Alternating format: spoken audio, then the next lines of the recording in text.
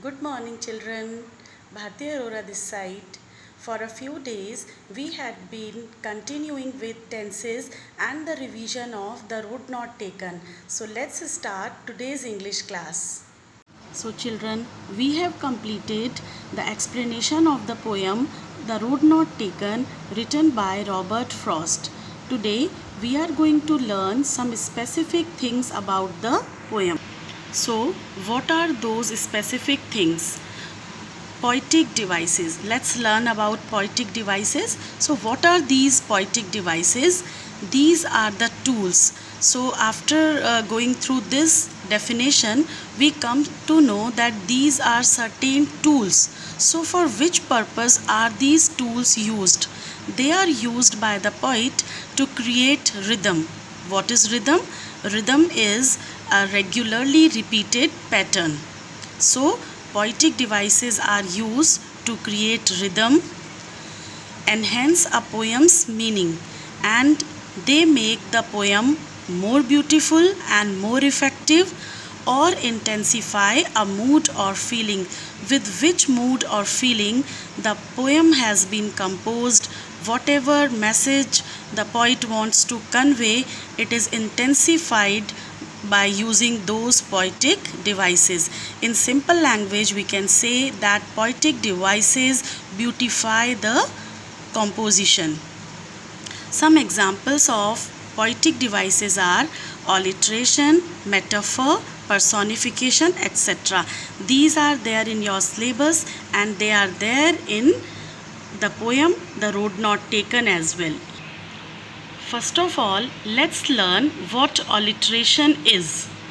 Its definition: alliteration is repetition of the same consonant sound at the beginning of the words. Okay, so repetition of the same consonant sound at the beginning of the words is called alliteration. Except the 5 vowels A, E, I, O, U, the remaining alphabets are called consonants. Okay, so when closer words begin with same consonants, it becomes alliteration. It becomes an example of alliteration. I have brought some examples, some interesting examples for you. With the help of these examples, this topic will be learnt by you. But some butter makes a better. As you can see, the consonant B is repeatedly used. B is there in but, then butter, then better, then better. Second example is also very interesting. She sells seashells at the seashore. As you can see, the alphabet S has been frequently used. Third example, Peter Piper picked a pack of pickled pepper. P alphabet is being used again and again, and in this poem, The Road Not Taken, the example of alliteration is wanted where, in which W is repeated. Next poetic device in your syllabus is metaphor. So what metaphor is? A word or phrase that is used to show that something or someone has the same qualities as another thing. Or we can say, in metaphor, comparison is made between two objects without using the words as or like. Example, the snow was a white blanket. So as you can see, children, snow has been called white blanket, not like a white blanket.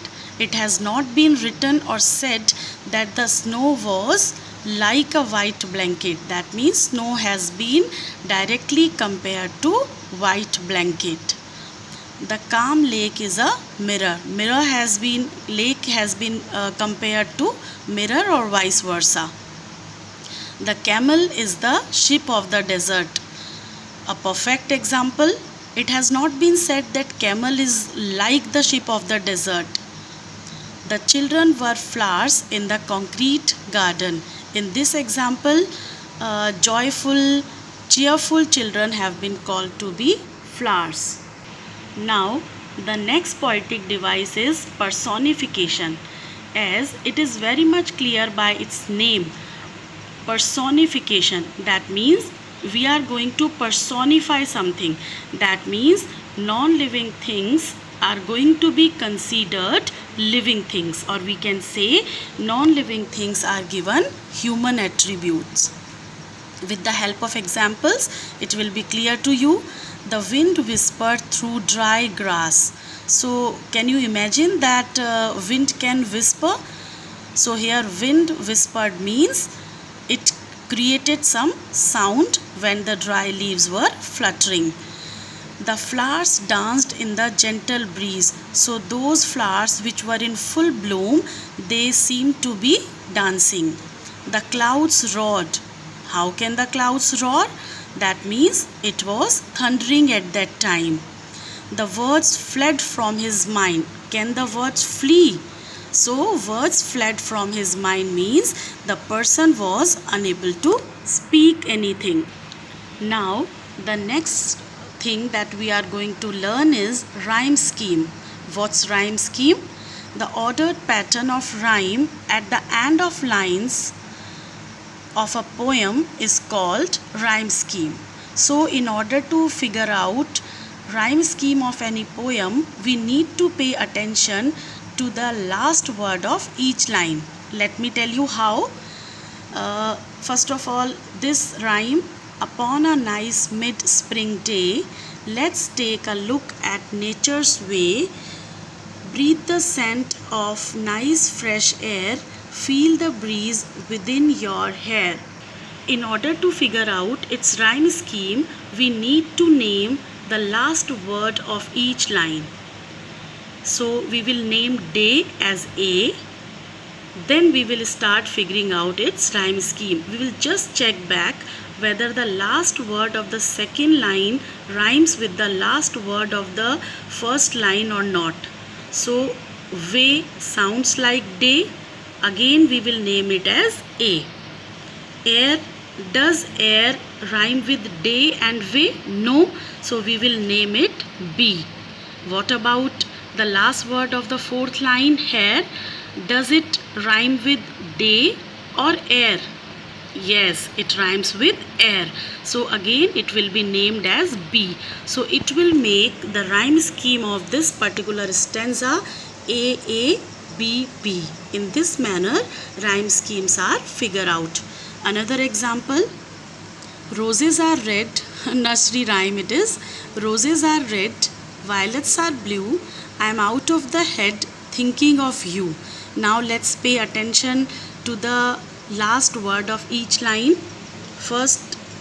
Last word of the first line is red. We will name it as A. Then blue does not rhyme with it, so it will be named as B. Then head rhymes with red, so it will be named as A.